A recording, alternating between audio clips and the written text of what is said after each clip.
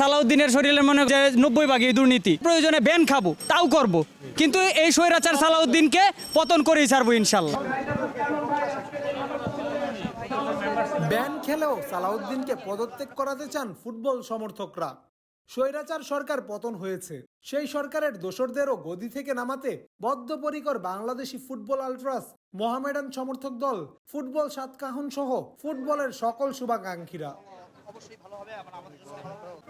বাফুফে সভাপতির চেয়ার অনেকটা নিজের সম্পত্তিতে পরিণত করেছেন কাজী সালাউদ্দিন, যার ফলে লুটেপুটে শেষ করছেন দেশের অন্যতম জনপ্রিয় এই খেলাটিকে।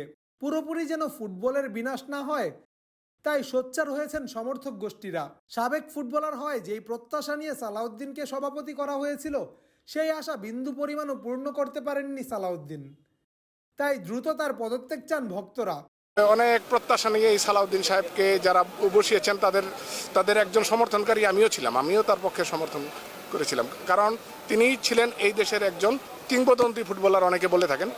তো ওনার হাত ধরে যে ফুটবলের অবনমন হবে এটা কিন্তু আমরা প্রেডিকশনের মধ্যে নিতে পারিনি। বাফুফের দুর্নীতি নিয়ে লম্বা সময় থেকেই সোচ্চার বাংলাদেশি ফুটবল আলট্রাস।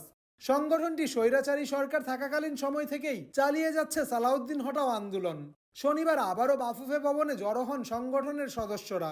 আমরা এখনো যোগ্য নেতৃত্বের আশায় বসে আছি, কিন্তু এখন পর্যন্ত চোখে পড়ে নাই। এখন ব্যাপারটা আমি একটু যদি ওপেনলি বলি, 2020 সাল থেকে আমাদের সালাউদ্দিন বিরোধী আমরা সালাউদ্দিন না, বাফুফের বিভিন্ন দুর্নীতি নিয়ে আমরা সরব ছিলাম, বিশেষ করে আমাদের প্ল্যাটফর্মটা সরকার থাকাকালীন সময়ও।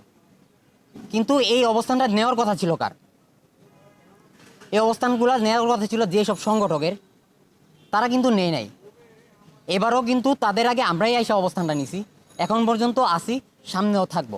কাজ করার মানসিকতা না থাকলে পদ আঁকড়ে বসে থাকার জন্য যেন কেউ বাফুফেতে না আসেন সেই আহ্বান করেন সমর্থকরা। আর যারা আসবেন তাদের থাকতে হবে সৎ সাহস, তবেই এগিয়ে যাবে দেশের ফুটবল, সফলতা ধরা দিবে জনপ্রিয় এই খেলায়। জামান আশরাফ, টিম স্পোর্টস। শুধু সালাউদ্দিন না, কিরণও আছে। আজকে এই মানববন্ধনে বিশিষ্ট ক্রীড়া সংগঠন বাংলাদেশ ক্রীড়া উন্নয়ন পরিষদ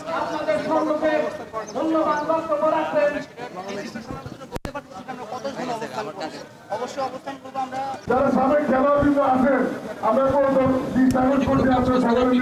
আপনারা ফুটবল সামনে করে আছেন।